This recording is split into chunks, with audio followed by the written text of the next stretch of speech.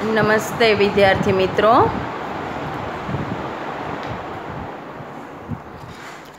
धोरण 10 विषय हिंदी पाठ 2 जेना આપણે 1 થી 6 ભાગ પહેલા જોઈ ગયા છીએ। એનામાં સાહિત્ય પરિચય, લેખક પરિચય અને પાઠની બીજી બધી વિગતો જોઈ છે। હવે આજે આ પાઠ 2નો છેલ્લો ભાગ એટલે કે ભાગ 7 જે છેલ્લો ભાગ છે એનામાં આજે આ પાઠ આપણે પૂર્ણ કરીશું।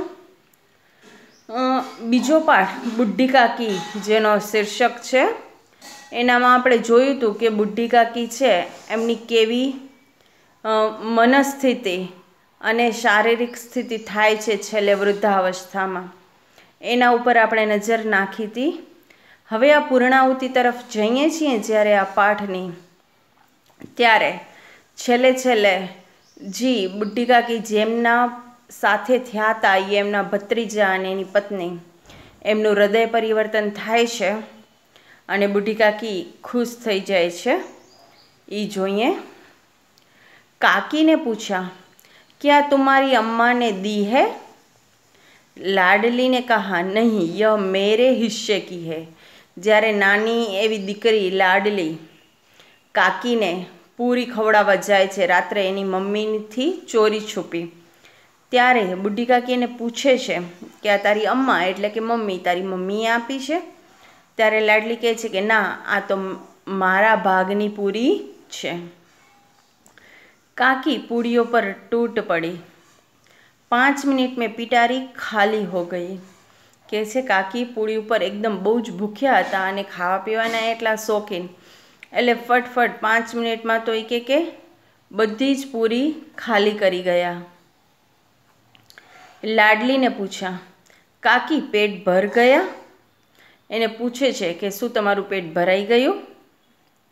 जैसे थोड़ी सी वर्षा ठंडक के स्थान पर गर्मी पैदा कर देती है, उसी तरह इन थोड़ी पूड़ियों ने काकी की क्षुधा और इच्छा को और उत्तेजित कर दिया था। જેમ કે થોડોક વરસાદ પડે તો વધારે ગરમી નીકળે, એવી જ રીતના આ થોડીક પૂરી કાકીએ જે ખાધી એના પછી એની ભૂખ વધારે ઉત્તેજિત થઈ ગઈ હતી। बोली, नहीं बेटी, जाकर अम्मा से और मांग लाओ। એ કે ના, તારી મમ્મી પાસે જઈ અને હજી વધારે માંગી લાવો। लाडली ने कहा, अम्मा सो गई है, जगाऊंगी तो मारेगी। એને કીધું કે મમ્મી તો સૂઈ ગયા છે, હવે હું એને જગાવીશ તો મારશે। काकी ने पिटारी को फिर टटोला। उसमें कुछ खुरचन घिरे थे। જે પાત્રમાં વાસણમાં લાડલી પૂરી લઈ આવી હતી એને ફિર ટટોલા એટલે ઢંઢોળ્યું। ખુરચન એટલે પૂરીના છેલ્લે બાકે જે ભૂક્કો વધે એ, એને પણ એ કાઢી ખાલી કરી અને ખાઈ ગયા। બાર બાર હોઠ ચાટતી હતી, ચટકારે ભરતી હતી। વારંવાર એના હોઠ ચાટતા હતા અને ચટકારે એટલે આમ મોઢામાં પાણી આવતું એવા સિસકારા ભરતા હતા। हृदय महसूस रहा था कि और पूड़िया कैसे पाऊँ। એના મનમાં હૃદયમાં એક જ વિચાર આવતો હતો કે હજી બીજી પૂરી છે એ હું કેવી રીતે પ્રાપ્ત કરું। કાકી કા અધીર મન ઈચ્છા કે પ્રબલ પ્રવાહ में बह गया। એનું અધીરું મન, નાના બાળક જેવું મન થઈ ગયું હતું। એને કે પ્રબલ પ્રવાહ में ઈચ્છા કે એની એટલી બધી ઈચ્છા પ્રબળ થઈ ગઈ કે એનો મન એની અંદર જ પરોવાઈ ગયો। उचित और अनुचित का विचार जाता रहा। શું યોગ્ય કે શું અયોગ્ય એવું એને વિચાર પણ આવ્યું ન હતું। वे कुछ देर तक उस इच्छा को रोकती रही। सहसा लाडली से बोली, मेरा हाथ पकड़कर वहाँ ले चलो जहाँ मेहमानों ने बैठकर खाना खाया। તરત જ લાડલીને કીધું કે જ્યાં મહેમાન બેસીને જમવાનું જમ્યા હતા ત્યાં કને તમે લઈ ચાલો।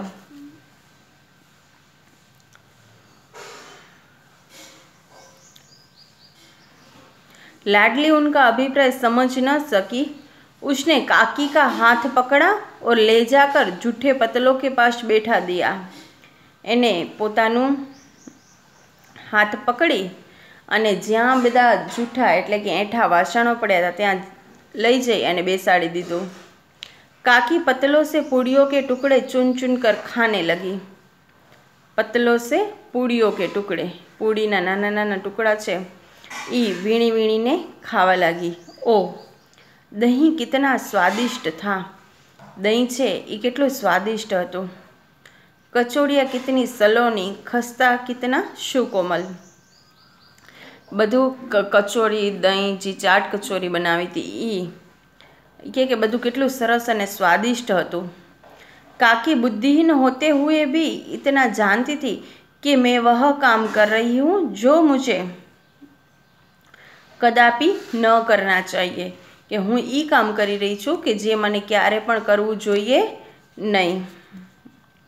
मैं दूसरों की झूठी पत्तल चाट रही हूँ, ये के बीजाना एठा वासणों हूँ चाटी रही छूँ।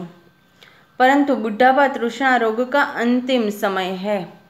पण आ बुढ़ापो छे जे वृद्धावस्था ये एनो अंतिम समय छे, जब संपूर्ण इच्छाएं एक ही केंद्र पर आ लगती है। જ્યારે બધી જ ઈચ્છાઓ એક જ કેન્દ્ર ઉપર આવી અને લાગી જાય છે। બુઢી કાકી में यह केंद्र उनकी स्वादेंद्रिया थी। आ वृद्धावस्थाમાં એ કે એની વધારેમાં વધારે આ ઇન્દ્રિય હતી તો એ स्वादेंद्रिया હતી। ठीक उसी समय रूपा की आंखें खुली। उसे मालूम हुआ कि लाडली मेरे पास नहीं है। एने खबर पड़ी कि लाडली छे ई मारी पासे छे नहीं। चौकी चारपाई के इधर उधर देखने लगी कि कहीं नीचे तो नहीं गिर पड़ी। खाटलानी आजूबाजू जोवा लाग्या कि क्या नीचे तो नहीं पड़ी गई ने।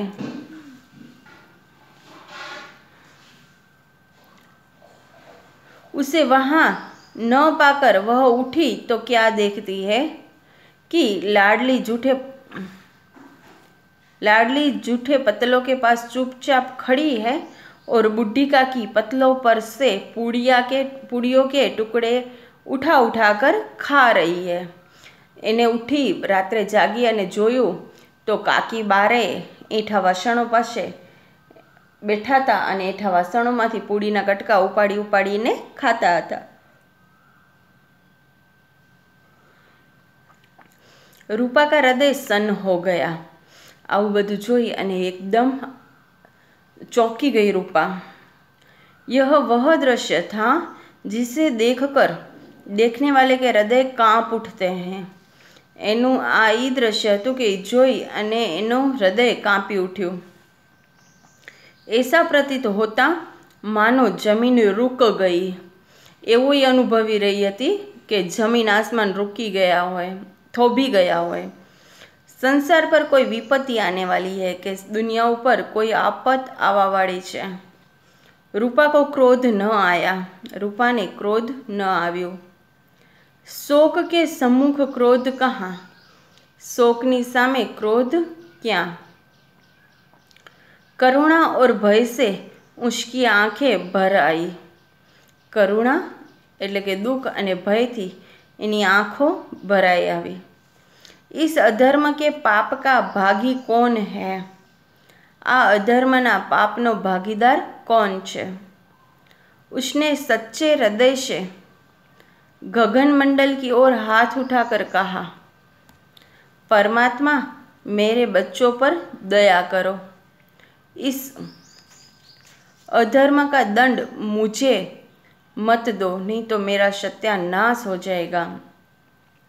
आ जोई अने रूपाનું હૃદય પરિવર્તન થાય છે અને ભગવાન પાસે ક્ષમા માગે છે અને કહે છે કે આ મારા આવા અધર્મનો દંડ મારા છોકરાઓને ના આપજો, મને પણ ના આપજો, મને માફ કરી દેજો, નહીતર અમારું સત્યાનાશ થઈ જશે।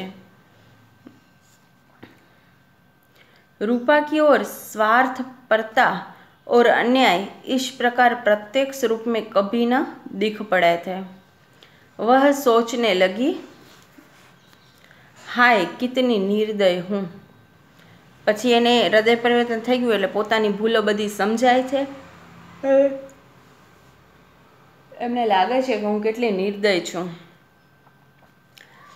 जिसकी संपत्ति से मुझे 200 रुपया वार्षिक आय हो रही है, જેની સંપત્તિથી મને વાર્ષિક રૂપિયા 200ની આવક થઈ રહી છે। उसकी यह दुर्गति, એની આવી दुर्गति એટલે खराब गति। और मेरे कारण हे दयामय भगवान, मुझसे बड़ी भारी गलती हुई है, मुझे क्षमा करो। કે હે દયામય ભગવાન, મારાથી બહુ મોટી ભૂલ થઈ ગઈ છે, ભલે ક્ષમા કરો।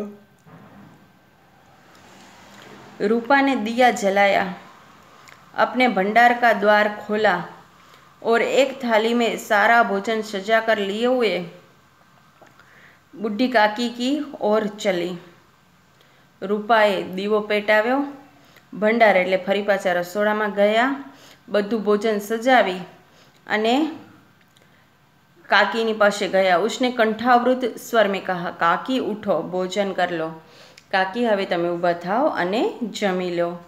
मुझसे आज बड़ी भूल हुई, उसका बुरा न मानना। माराथी आज बहु मोटी भूल थई गई छे, एनु तमे खराब नहीं लगाड़ता।